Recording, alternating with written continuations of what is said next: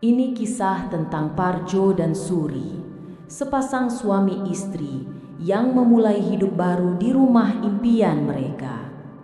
Parjo, seorang prajurit gagah, Suri, seorang bidan yang lembut.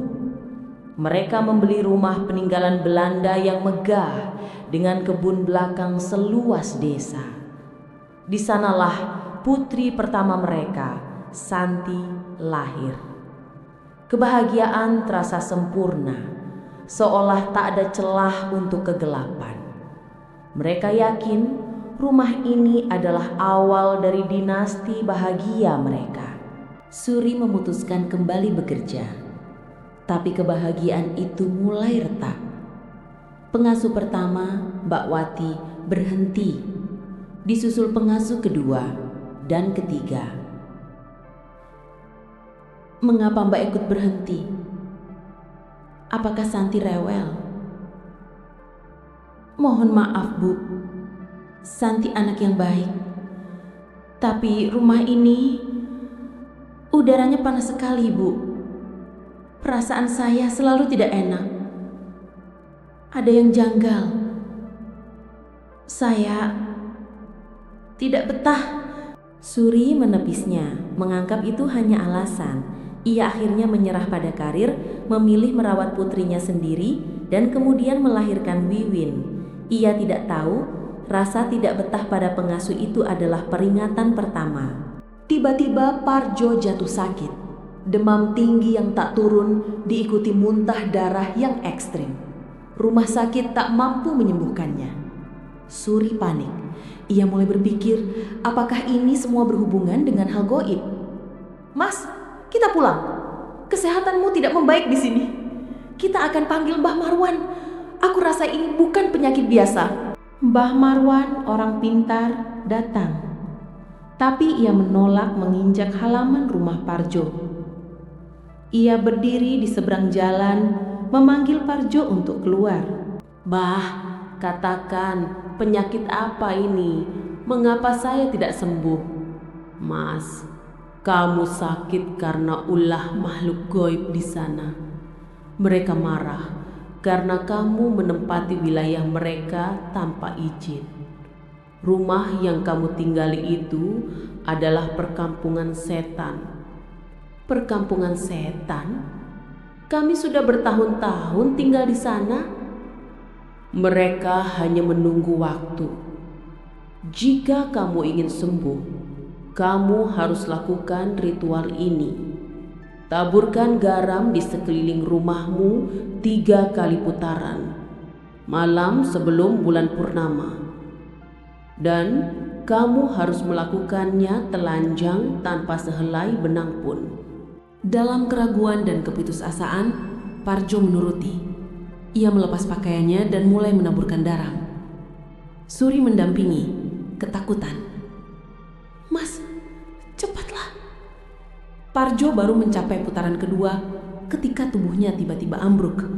Ia pingsan. Mas, bangun. Jangan sampai ritual ini gagal. Didorong oleh ketakutan akan petaka yang lebih besar, Suri mengambil keputusan gila. Ia menanggalkan pakaiannya sendiri, mengambil garam, dan menyelesaikan putaran terakhir.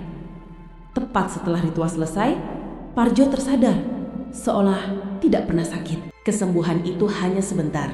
Parjo kembali sakit, jauh lebih parah. Ia tak bangun berjam-jam. Seorang kiai dipanggil, dan dengan doa, Parjo tersadar. Ia lalu menceritakan mimpinya. Bu, aku bermimpi. Sosok tinggi besar, berbulu lebat, matanya merah berapi-api. Dia bilang, dia penghuni rumah ini sejak ribuan tahun lalu.